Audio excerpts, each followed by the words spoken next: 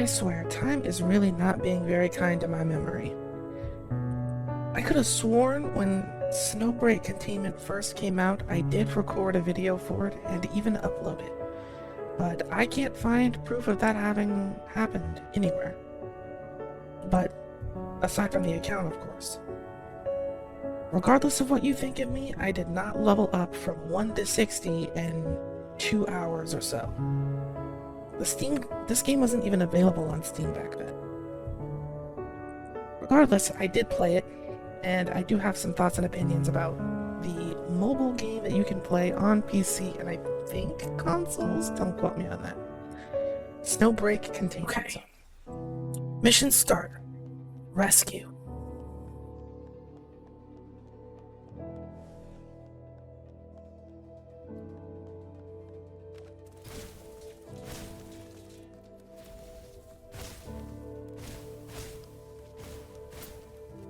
Interesting. I don't like it.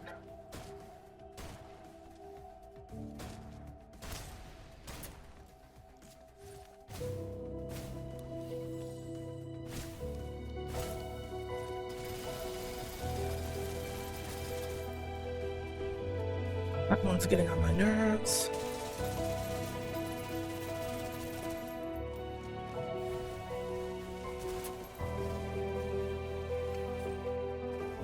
Alright. People who are stuck, we have to get them out.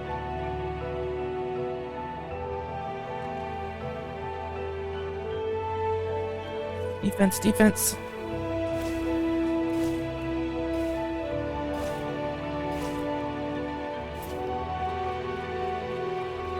Get cover? Yeah.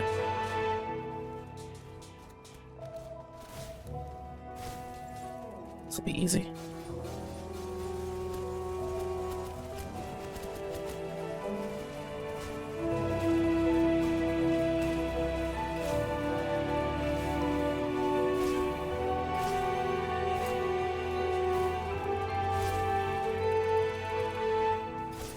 Alright.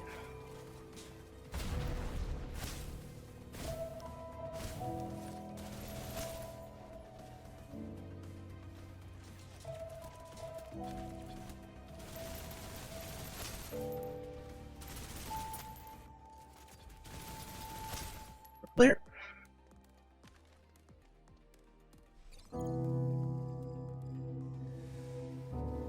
Mission complete.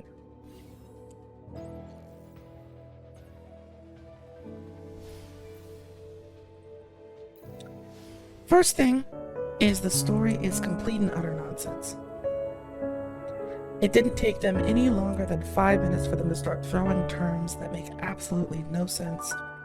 I have no firm grasp of what the setting is aside from the planet is under distress, which in these sorts of games seems to be a running theme. Your character is ejected from a cryo sleep aboard a space station. Your pod gets shot at by the same space station and you crash land on Earth, I think.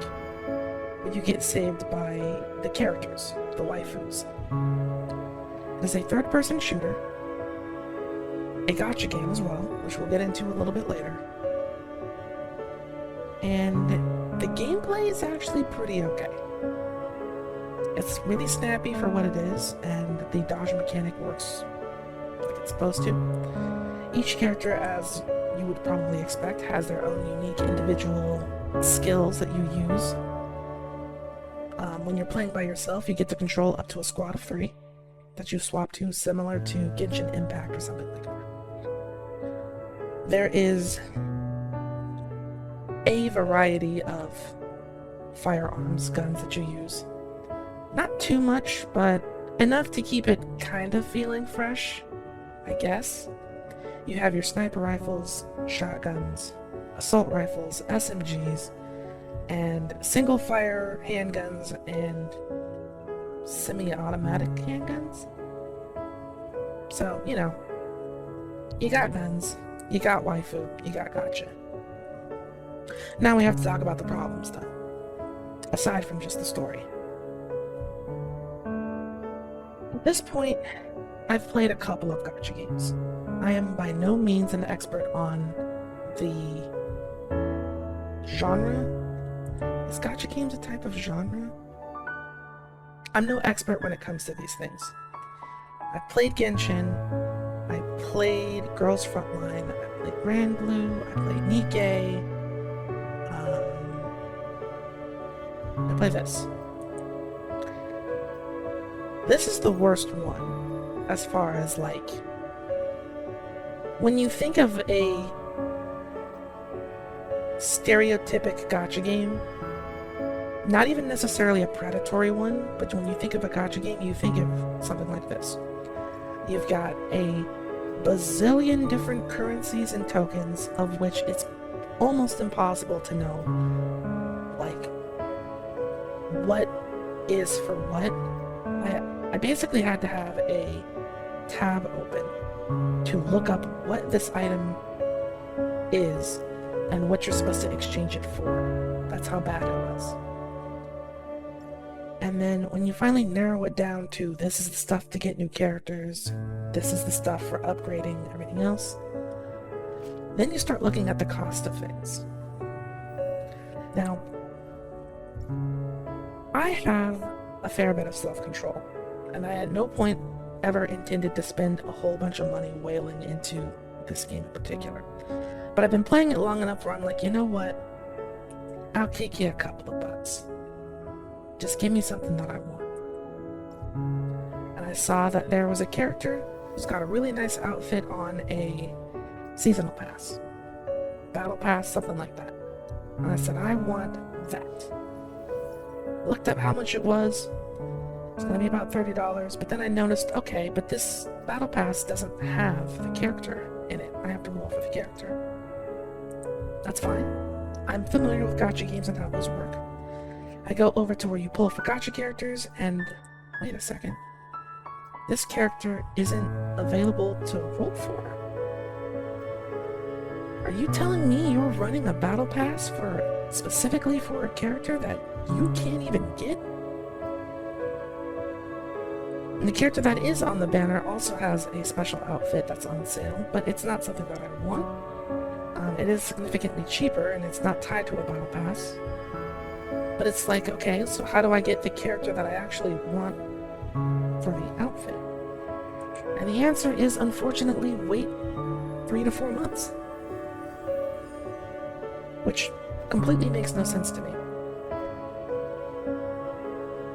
Call me old-fashioned, call me out of the loop, but if you have specific items for a character, it helps to have that character at least available to get somehow. Even if that means I have to pay money for it. It's an option. It's weird to have the desire for a thing, but no options to even give money to get it. So that was already a huge put-off. Then I looked into how much money it would cost me to roll, and this game has an egregious pity system. Most of the times in these gacha games, the pity is about 50 pulls in order to get, the thing. This game has a pity of 80, and these rolls are not cheap at all. You can look for yourself in your local currency how much it would cost to actually do a 10 pull and how much it would cost to reach pity, but mama ain't rolling like that. I don't have the cheese. Then there's the gameplay. Like I said before, the moment-to-moment gameplay is really nice, but because it is a mobile game, unfortunately, the missions are very, very short. So there's a lot of in-between time when you really do just want to get in the action and kind of stay there for a bit. There's a lot of different missions, a few different game modes where you're fighting bosses or navigating through things, but they're all very, very short bursts. So they basically don't have any meat on the bones. It's not a huge deal, but if you're the type of person that doesn't want to have to stop every 2 minutes to go through a menu to get into another level, this is gonna wear on you thin. And it's definitely something that has to be done, in order for it to be viable on a mobile game, or a mobile device, I mean. It does have a co-op, or a few co-op modes, but those are incredibly limited, and they've spoken about wanting to expand the co-op functionality in future updates and stuff. But we all know that new banners to earn the money are going to take priority. But I think that if they do expand on the co-op, it'll give a lot of people a reason to play it with their friends and show off their gacha luck and their outfits and stuff like that to one another. They've already made changes to how they're approaching like character designs, because before a lot of the characters were a little bit on the bland side. But now they've embraced the fan service for all of the good and bad that attracts. I've been seeing it pop up more and more on YouTube, and it's a familiar name to me since I've been playing it for a while, and I thought that I covered it, but I didn't. I think it does have the potential to make a comeback. Its gameplay is enough to hold itself up, but it's being hampered severely by the terrible story, the myriad of currencies, and the expensive gacha prices. Those three things right there are absolutely what's going to kill this game, if anything.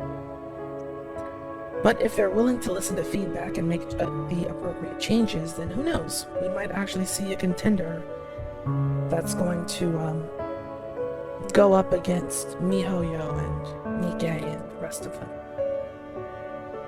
But that's just my opinion. If you've played Snowbreak Containment, let me know down in the comments below.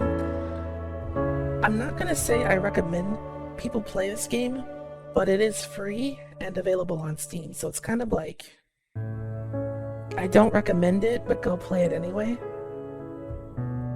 Just so you can get an idea as to what's going on there, and you can kind of see for yourself if it's the sort of game that you're gonna like. But as always, thank you so much for watching, and I will see you all in another video.